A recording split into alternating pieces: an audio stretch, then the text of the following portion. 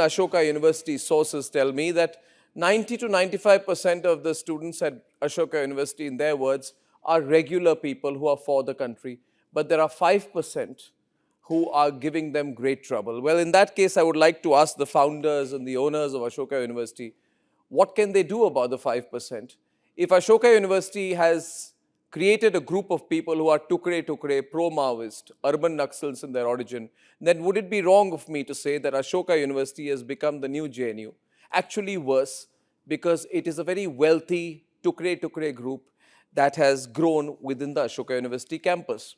I'm not saying that the arrest of Professor Ali Khan, Mahmoodabad, whether he should have been arrested, whether he should be put in jail. Of course, the matter will go to the Supreme Court. I'm 100% sure the guy is going to get bail, but that's not the issue.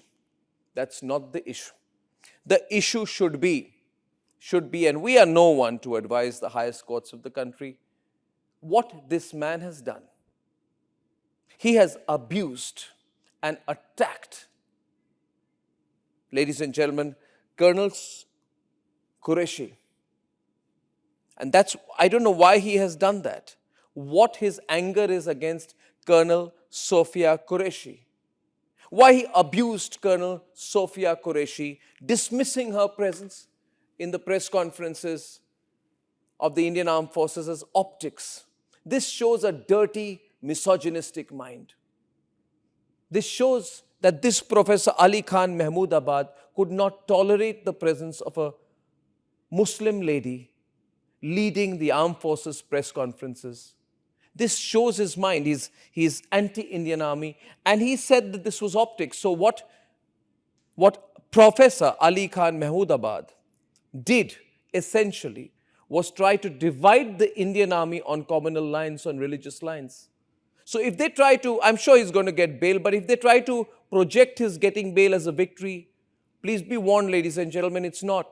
What this professor has done is unpardonable. At a time when the nation is fighting a war with Pakistan, he's dividing the Indian army on religious lines. Does it matter what religion Colonel Sofiya Qureshi is from? No, she's from the Indian army. The professor is illiterate, foolish, ill-advised, and malevolent to say anything to the contrary.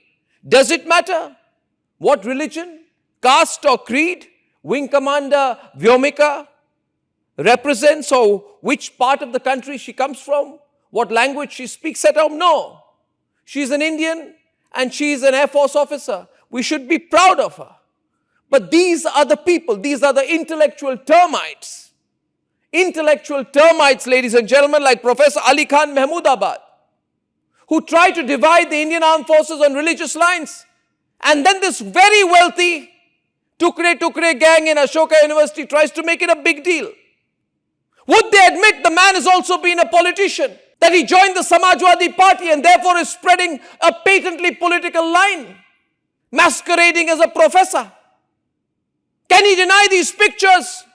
And just imagine that if a professor like this spreads such hate at times of conflict, what influence he would have on students. And I want to ask the management and the ownership of Ashoka University, what is their responsibility to the nation? What is the responsibility of the people who started Ashoka University to the nation? Can they wash their hands off? Can they say it doesn't matter that a person in Ashoka University is dividing the army on religious lines? It doesn't matter that he's anti-women, that he's misogynistic, that he's breaking the country apart at a time of conflict, and that he's saying that we should be concerned about lynchings of Muslims rather than putting Colonel Sofiya Qureshi in a press conference. That is a Pakistani line, ladies and gentlemen. That's a patently Pakistani line. And I think it's so sad that you call the press conference an illusion. This politician masquerading as a professor should consider what he has done. I'm sure he'll get bail, but it's not about bail, it's about what he's done. To say that the presence of a Muslim senior army officer in a press conference is just optics shows the depravity of his mind. I would like to know how many times he has spoken against triple talaq and nikah halala. I would like to know whether he was part of the Shaheen Bagh brigade. And I would know whether this intellectual obfuscation of the real issues that I'm raising tonight